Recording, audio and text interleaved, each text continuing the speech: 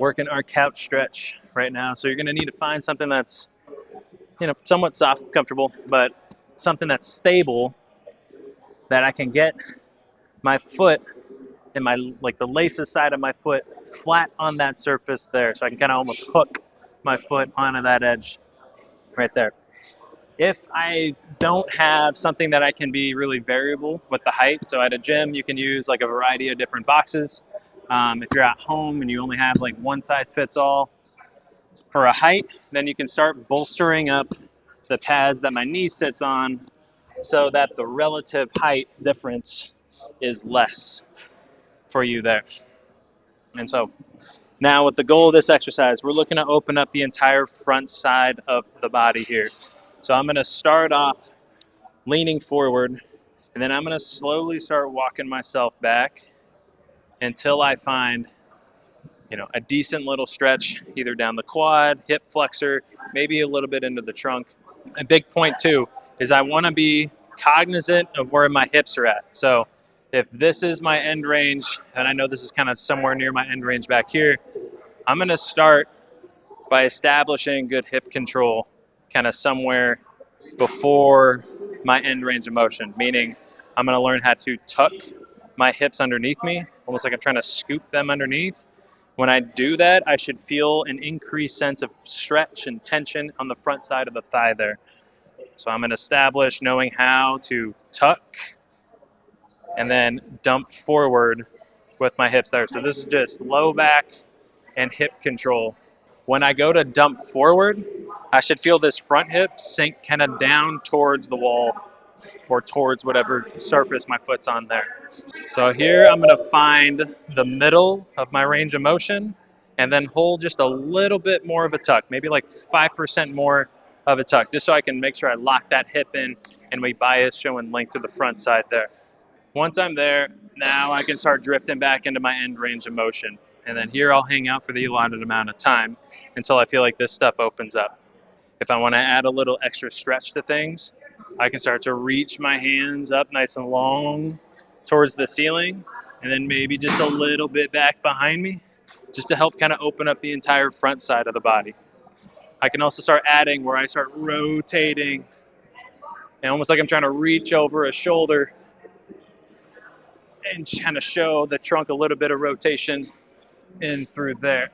Once I feel like this stuff is all nice and open up and I've explored different angles on some reaches and maybe some rotations for the trunk, and just once I feel really comfortable there, then I'm going to come out of that end range, probably about like 20% or so. And now here, I'm going to kick into whatever surface my foot is on, meaning I'm going to feel a contraction through the quad and the stuff I feel stretching. I'm going to kick, ramp up nice and gradually, building up to my greatest but safest contraction. Hold that for the allotted amount of time. And then I'm going to try to curl my leg up off whatever surface that's on there. So I feel like my hamstring contracting short.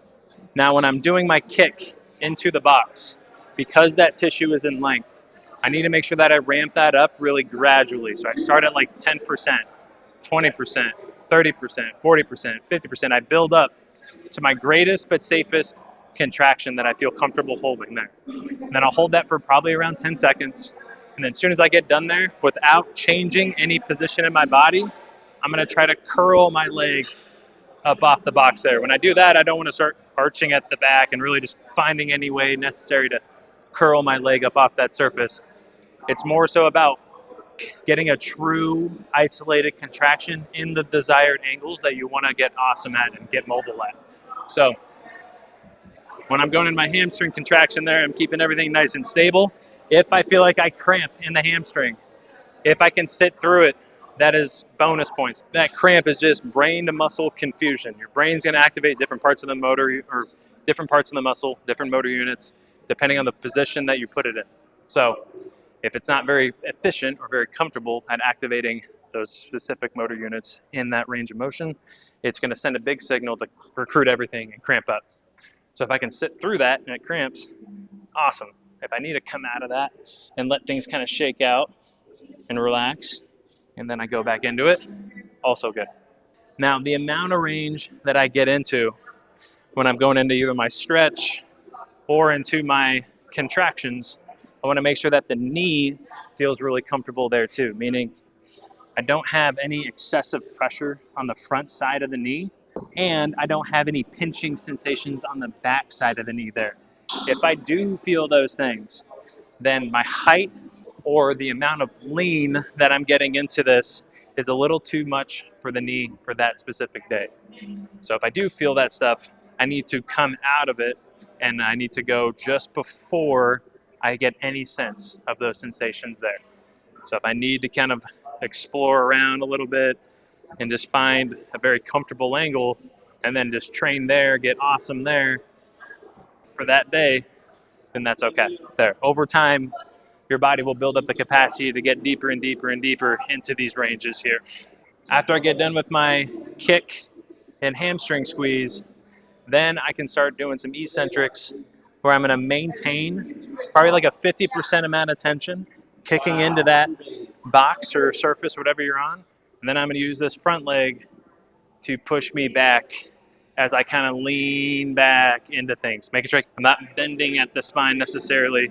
I'm maintaining a level of pelvic tilt, and I'm just going to essentially stretch while holding a contraction, and then I'm going to kick myself out of that. So then I get these little mini oscillations back and forth, and that doesn't have to be very much motion at all. Just a little bit goes a long way there.